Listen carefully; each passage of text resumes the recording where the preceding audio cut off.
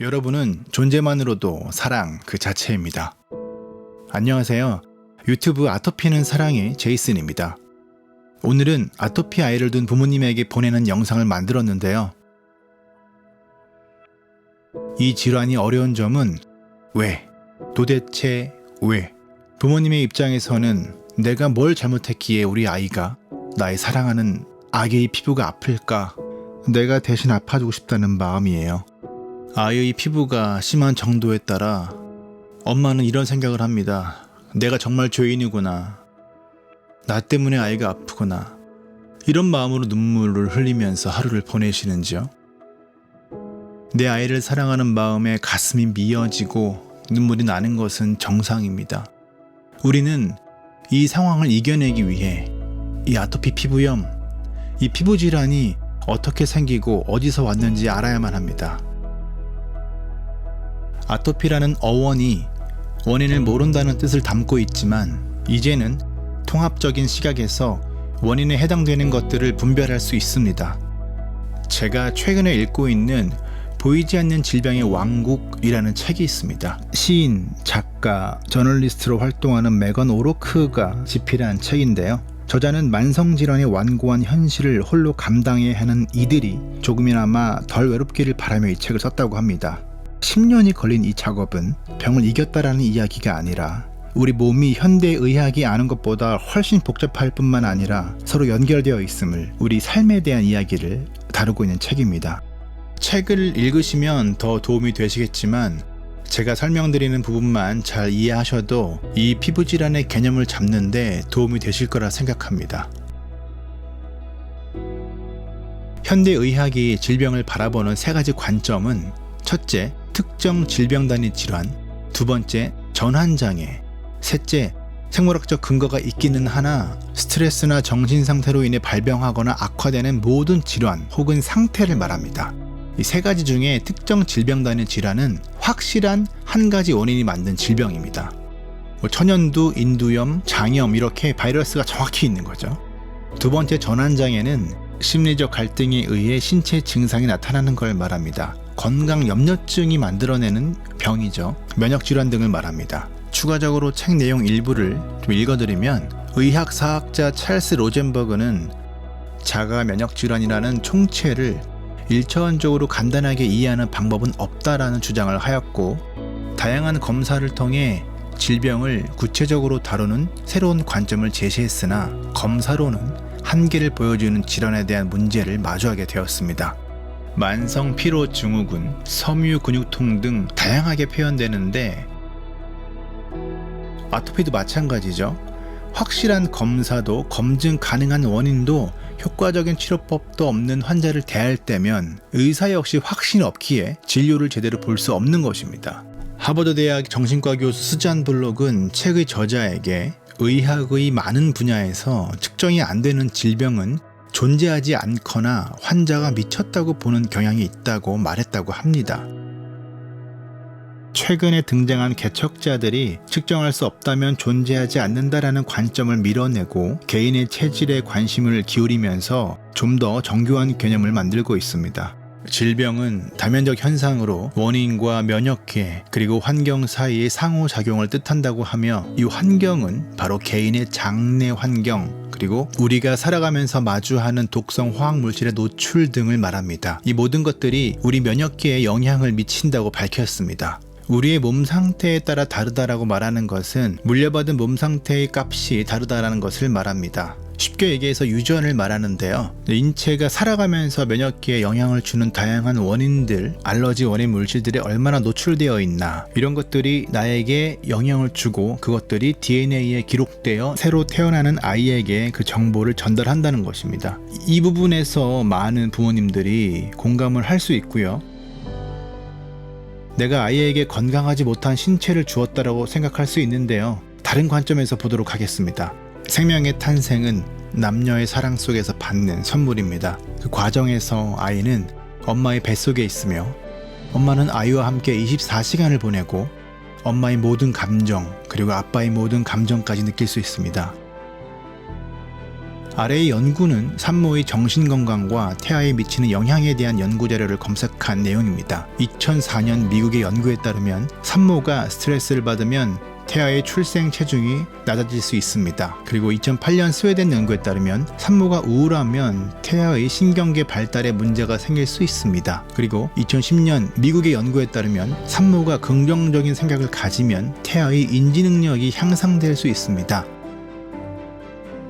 그러나 현대사회에는 아이가 임신했을 때 또는 임신을 하기 전에 어떠한 마음가짐으로 준비해야 하는지 관련된 자세한 교육이 없습니다. 그냥 결혼하면 임신하고 아이를 낳는 건데요. 만약 아이가 생기기 전에 남편과 깊은 소통을 통해 아이를 맞을 준비를 하고 축복과 행복 속에 아이가 세상에 나올 날만 기다리며 매일매일 아름다운 생각을 하는 가족과 그리고 혹시라도 내가 아토피라서 내 아이가 아프면 어쩌지? 그런 부정적인 검색을 하며 아이의 건강을 걱정하는 가족이 있다면 어떤 선택을 하는 게 최선일까요? 간단하죠. 위의 연구 결과를 토대로 생각해 볼 수 있습니다.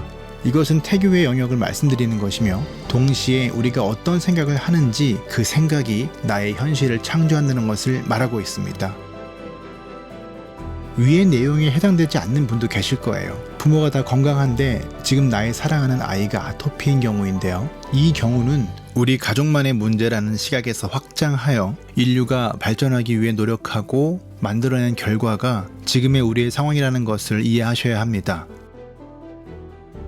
2019년 미국의 연구 결과에 따르면 1900년부터 2010년까지 면역 질환의 발생률은 500%가 증가했습니다. 같은 연구를 유럽에서도 했는데요. 2000년부터 2010년까지 면역 질환의 발생률은 200% 증가했습니다. 마찬가지로 1980년부터 2010년까지 아시아에서 같은 연구를 했는데 면역 질환의 발생률은 300%가 증가했다는 결과를 보여주고 있습니다. 위의 연구 결과처럼 산업사회 이후 인류가 약 100년의 세월 동안 발전하며 나타난 다양한 질환들이 이를 반증해주고 있습니다. 심지어 스마트폰 신드롬이라고 하는 거북목 증후군도 인류가 만들어낸 질병입니다.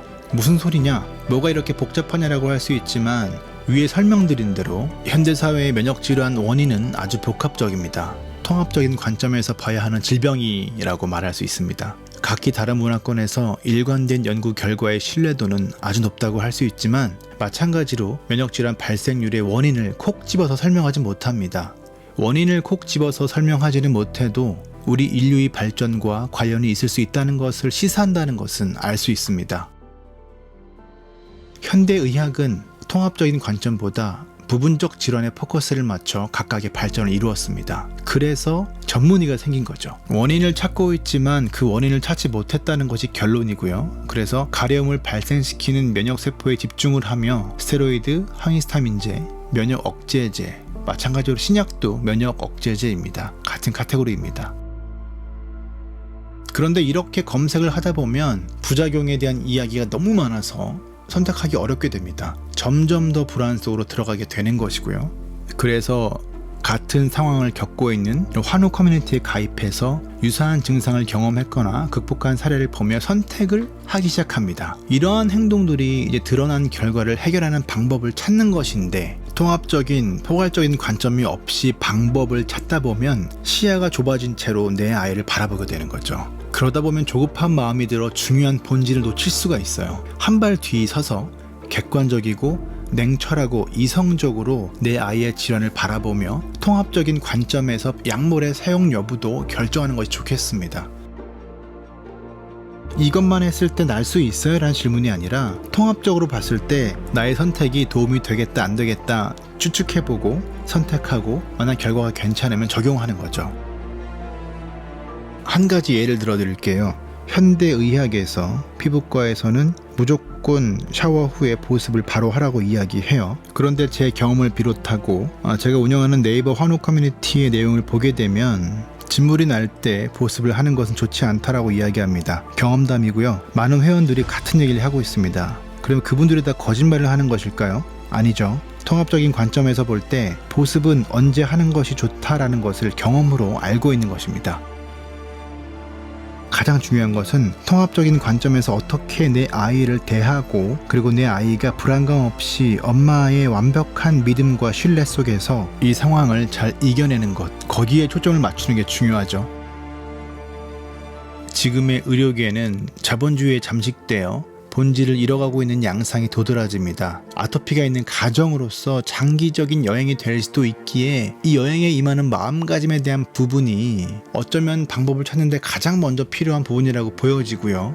그러한 내용들을 제시하고 함께하는 그런 의료기관이 있으면, 그런 클리닉이 있으면 정말 좋겠습니다. 결론을 말씀드리면 나의 아토피, 내 아이의 아토피는 작게 보면 나의 문제, 우리 가정의 문제이지만 크게 보면 우리 인류가 직면한 문제라는 것을 인지하는 것도 중요합니다. 우리 인류가 발전을 하며 만들어낸 질병이니까요. 그래서 나의 아이가 나중에 커서 결혼을 하고 아이를 낳을 때 면역질환, 병에 대한 불안감 없이 축복의 선물을 받는 세상을 물려주어야 한다고 생각합니다. 아토피로 인해 힘들기도 하지만 반대로 생각해보면 우리는 작은 것에도 감사할 준비가 되어 있는 사람들이라고 생각합니다.